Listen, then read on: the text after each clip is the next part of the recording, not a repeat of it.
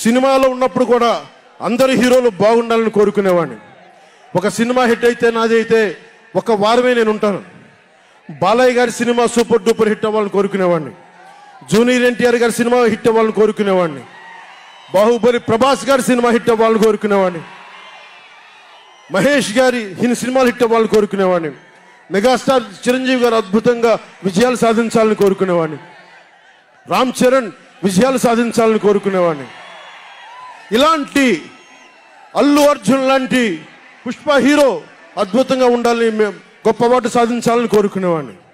ఇలా ఎందరో, ఒకళ్ళు కాదు, ఎందరో ఎందరో, వారందరికీ పేరు పేరున చెప్పలేను, కానీ అందరూ బాగుండాలని కోరుకునేవాడిని.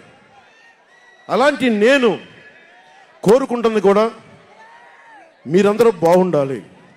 మనలో మనం కొట్లాడకుండా, కులాల మధ్య కొట్లాడకుండా, వర్గాల మధ్య పోరు లేకుండా, ప్రాంతీయ విభేదాలు లేకుండా ఆంధ్రప్రదేశ్ సుభిక్షంగా ఉండాలని తపన పడేవాడిని నేను.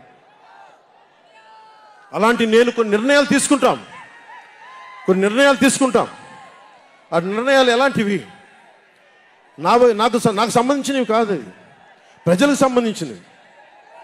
పొత్తులో భాగంగా నేను 24 స్థానాలు తీసుకున్నాను. 24 అసెంబ్లీ స్థానాలు తీసుకుంటే ఇంతేనా అంటున్నారు.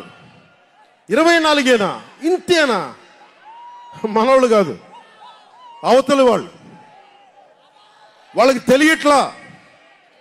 బలి చక్రవర్తి కూడా వామనుణ్ణి చూసి ఇంతేనా అన్నాడు. బలి చక్రవర్తి కూడా వామనుణ్ణి చూసి ఇంతేనా అన్నాడు. నెత్తి మీద కాలు పెట్టి బలి చక్రవర్తిని అధాపాతాళానికి తొక్కుతున్నప్పుడు తెలిసింది ఎంతో అని.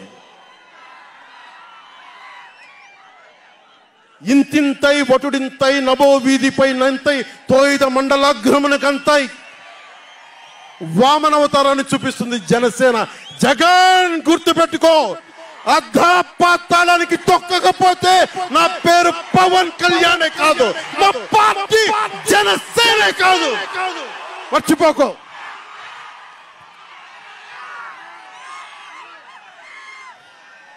రేపు ఎన్నికలైనప్పుడు వైసీపీ వాళ్ళకి తెలుస్తోంది మనం ఎంతో.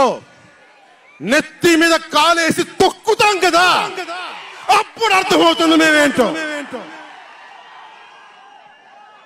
జగన్ జనసేన ఒక్క సీటు గెలిస్తేనే నేను రాజమండ్రి రోడ్ల పర్యవేక్షణకి వస్తానని అంటేనే రాత్రికి రాత్రి 10th క్లాస్ విద్యార్థిలాగా, 10th క్లాస్ చదువుకునే విద్యార్థిలాగా రాత్రికి రాత్రి రోడ్లు వేశారు.